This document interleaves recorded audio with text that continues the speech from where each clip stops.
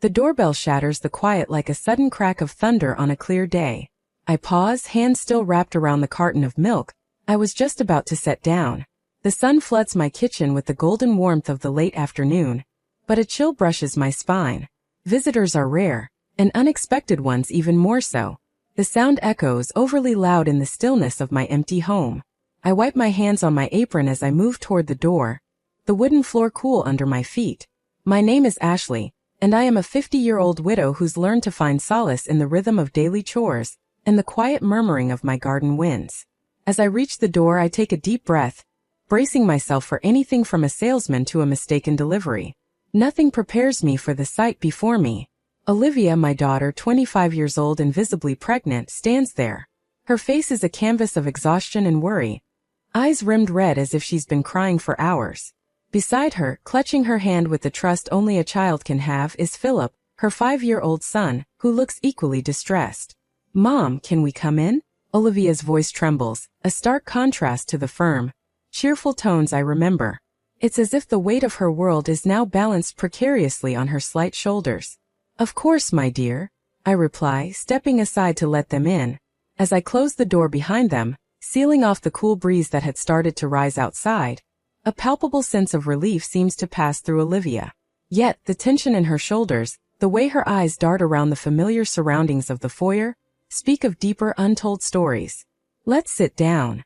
You look like you could use a rest," I suggest, guiding her gently towards the living room.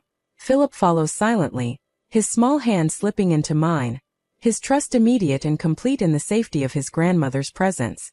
As we settle on the soft cushions of the couch, the late sunlight spilling through the windows bathes us in its warmth, but does little to ease the chill that has settled inside me. Olivia takes a deep, shuddering breath, and I reach over to squeeze her hand, an unspoken encouragement to open up about what shadows have driven her to seek refuge here, in the home she grew up in. "It's Randy," she begins, her voice a mere whisper, and my heart tightens. Randy, her husband of just a few years, has never been the man I would have chosen for her. His charm too often masking a sharper, more selfish nature. He left us, Mom. Said he couldn't handle the burden anymore." As she speaks, her words punctuated by Philip's soft sniffles, my mind races through the possibilities, the whys and hows I might fix this shattered picture before me. But first, I need to listen to understand all of it, every painful detail. Here in the fading light, my little family feels both fractured and whole, caught in a moment of pain yet surrounded by the walls that have witnessed decades of laughter and tears. We are together, and that is the start. The shadows lengthen across the living room floor, stretching like dark fingers towards us as Olivia begins to recount the story of her unraveling marriage. I listen, each word etching deeper lines of worry across my heart. The room, usually a sanctuary of calm, feels charged with the palpable weight of her distress. "Mom, it started small." Olivia's voice cracks as she delves into the memories, each one seemingly more painful than the last. Little comments about how I moved slower, or how often I needed help. Then the comments turned into arguments. Her hands are tightly clasped in her lap, knuckles white with the strain of her recollections. Beside her, Philip, his innocence a stark contrast to the complexity of adult grievances, plays absently with a loose thread on a cushion, his small brow furrowed in mimicry of his mother's distress. "It wasn't always like this," she continues, "and a part of me, a mother's heart, aches to remember the Randy who had charmed us all at that birthday party years ago. He was vibrant, full of life and ambition, his eyes only for Olivia. But the man she describes now is a stranger hardened by expectations and frustrations. He began working late, so late, Mom. At first, I thought it was just the pressure of his job," Olivia says, her voice a hollow echo of her former cheerfulness. "But then the late nights became absences, and the absences became neglect." There's a bitter edge to her words, a testament to the nights spent alone, wrestling with uncertainty and fear while carrying the growing burden of their unborn child. I reach out, my hand covering hers, offering silent solidarity as she struggles through her story. And his temper, it got worse. I felt like I was walking on eggshells, trying not to trigger an outburst. "I couldn't do anything right," she whispers, a tear escaping down her cheek. The room feels colder now, the sun's warmth retreating as if to spare itself from the chill of Randy's shadow. Olivia pauses, gathering the tattered edges of her courage. He told me he felt trapped, that the house, the pregnancy, it was all too much. That he needed space from me, from Philip. She chokes out, the words laced with the poison of rejection. My heart seethes with a quiet fury, the protective instinct in me rising like a tide. How could he? To leave his pregnant wife, his young son. What kind of man does such a thing? And then today, Olivia lifts her eyes to mine, pools of despair framed by red-rimmed lids. He drove us here, dropped us off with nothing but a suitcase each. He said he couldn't do this anymore, that he was done. The finality in her voice cuts through the thickening air. Philip, sensing the shift, moves closer to Olivia, his small hand finding hers, his presence a balm to her splintering world. I squeeze her hand tighter, my resolve cementing itself. You are not alone, I assure her, my voice firm with the promise. We will get through this together. As the last light fades from the room, casting us into the comforting embrace of twilight, I know what I must do.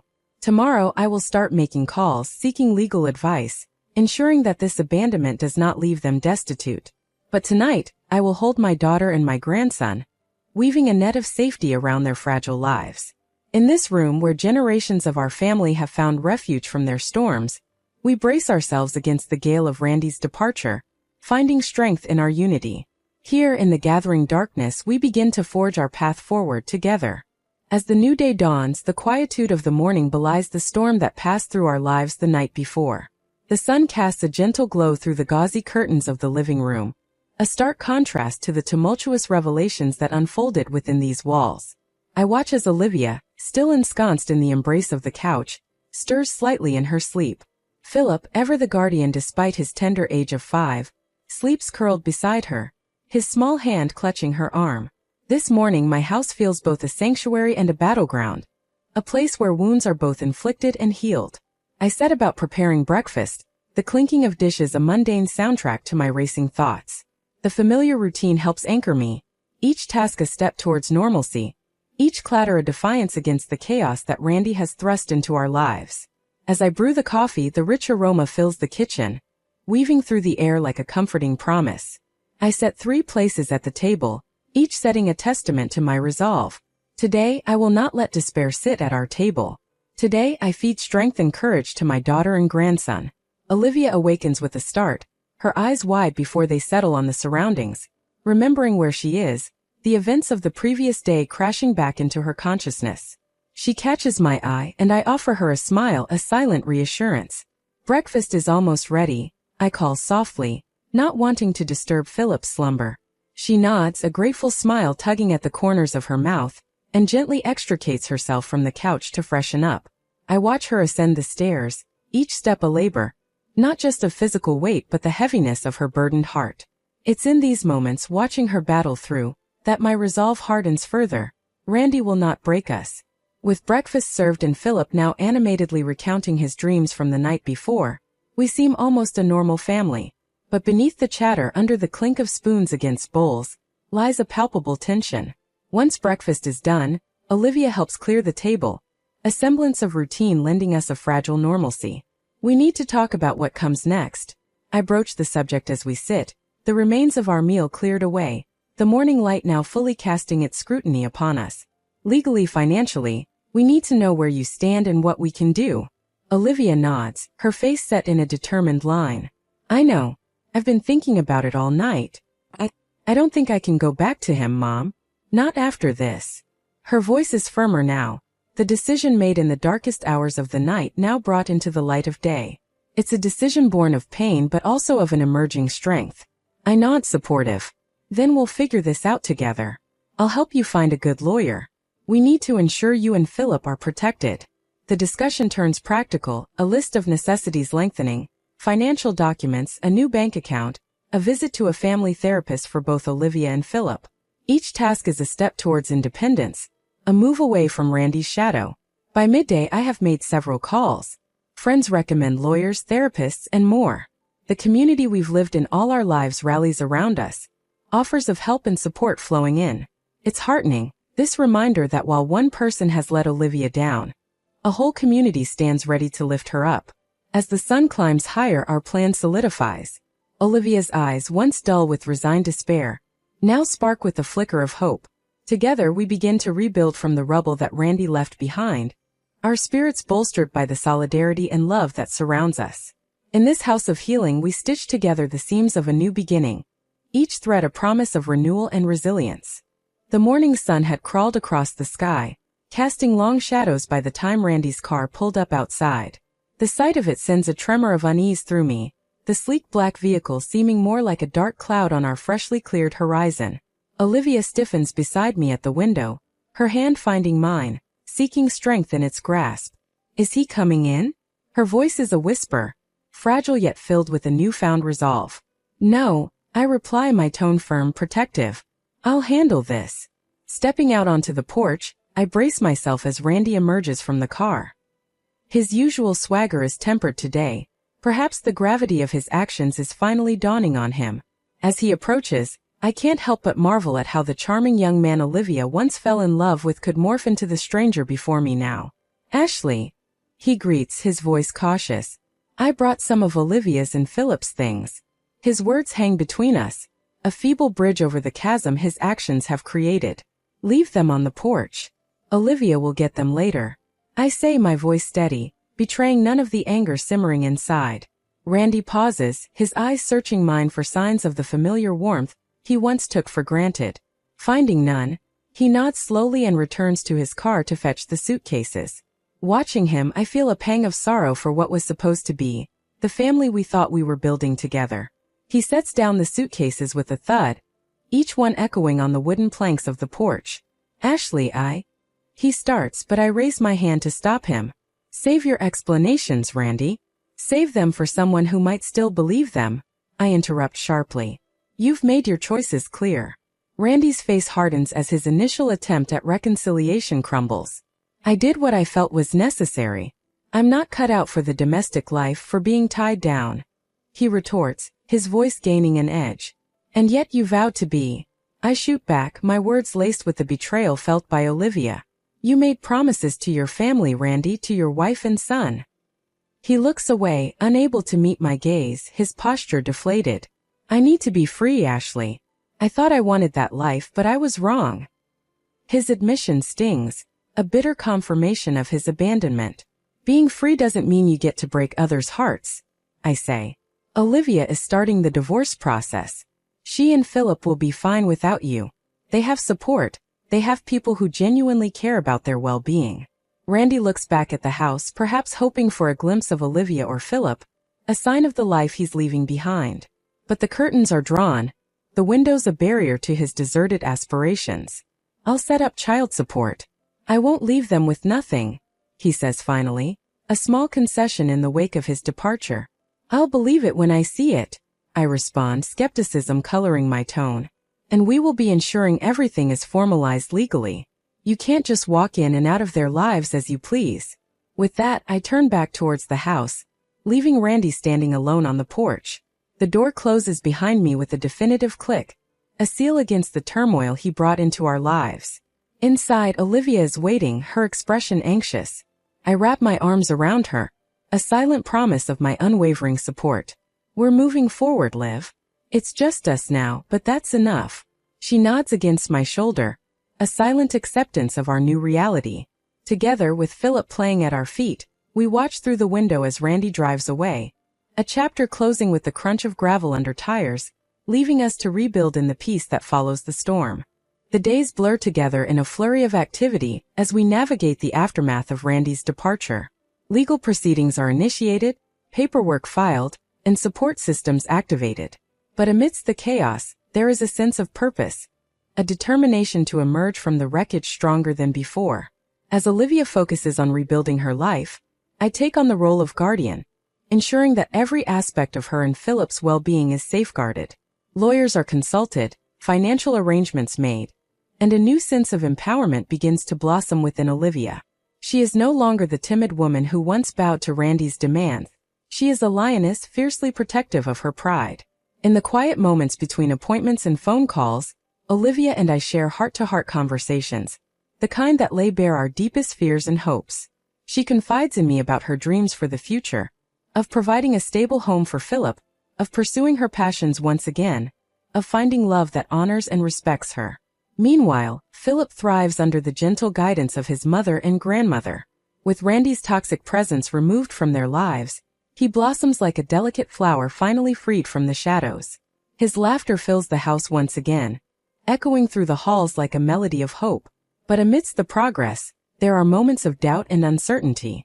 Olivia's eyes still carry the weight of the betrayal she endured, and the scars of Randy's emotional abuse run deep. I see the flicker of insecurity in her gaze, the lingering question of whether she is truly worthy of love and happiness. It is in these moments that I become her steadfast anchor, reminding her of her worth, her strength, and her resilience. Together we weather the storms of doubt and fear, emerging stronger with each passing day.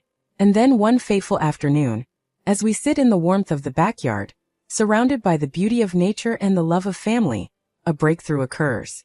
Olivia's eyes, once clouded with uncertainty, now sparkle with a newfound sense of clarity. "I am worthy," she declares, her voice ringing with conviction. "Worthy of love, of happiness, of all the good things life has to offer." In that moment I see the transformation complete. A woman reborn from the ashes of her past, ready to embrace the future with open arms. And as the sun dips below the horizon, casting a warm glow over our little corner of the world, I know that no matter what challenges lie ahead, we will face them together, stronger and more resilient than ever before. The days begin to lengthen as we inch towards the cusp of summer, the sun casting a golden sheen over the blossoming garden. The seasons change, as do we. The weight of the past has not so much been shed as it has been transformed into something wearable, a garment stitched with threads of resilience and hope. Philip, now ever more curious and jubilant, dances through the garden, chasing the butterflies that dare to invade his newfound paradise. Olivia watches from the porch, her eyes reflecting the azure sky, a mirror to the vastness and possibility it suggests.